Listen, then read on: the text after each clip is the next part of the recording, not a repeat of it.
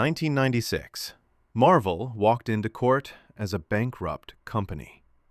The same Marvel that once gave the world Spider-Man, the X-Men, and the Fantastic Four was now falling apart. Their heroes were no longer theirs. Spider-Man, X-Men, Fantastic Four, all sold to other studios. Marvel, the House of Heroes, now stood empty, without hope, without a future.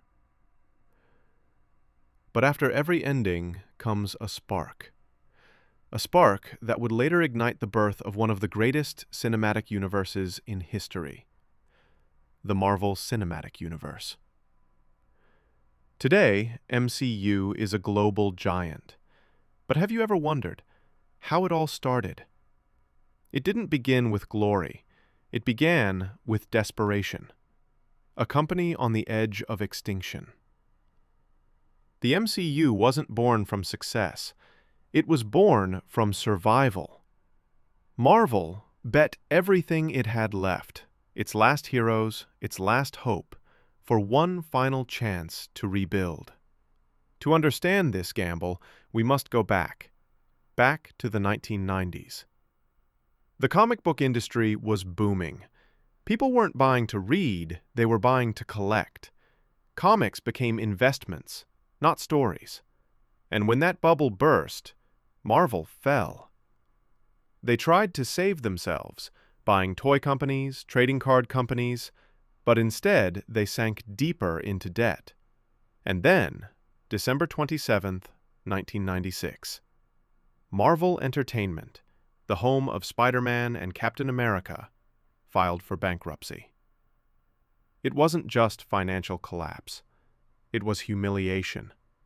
A legend fading into darkness. To survive, Marvel began selling its most precious assets, not its buildings, but its heroes.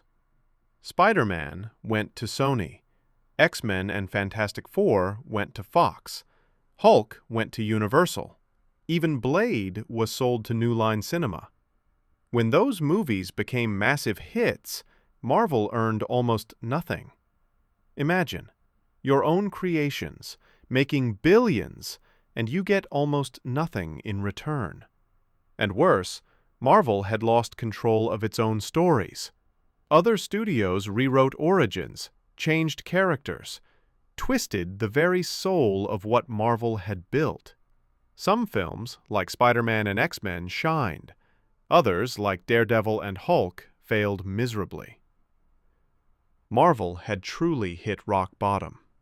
But even in darkness, there's always a spark. In 2003, a man named David Maisel entered Marvel. He looked at the chaos and asked one question.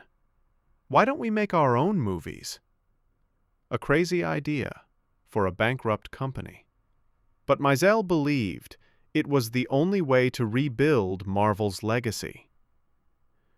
And then came Kevin Feige, not just a businessman, a true fan. He didn't see just one film.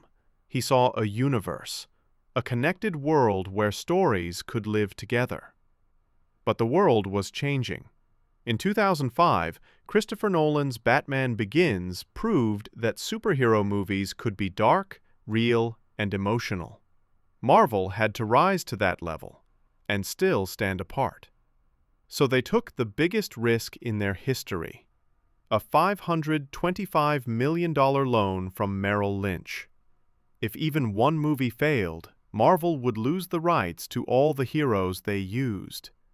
Captain America, Thor, Black Panther, Ant-Man, all of them on the line. It was a gamble with everything at stake. And for their first movie, they didn't choose Captain America, not Thor, not even Hulk. They chose Tony Stark, a man who was broken, arrogant, flawed. Because just like Marvel, Tony Stark was broken and ready to rebuild. And that's where the legend begins. The story of the Marvel Cinematic Universe. Part 1. From Bankruptcy to Iron Man. I am Iron Man.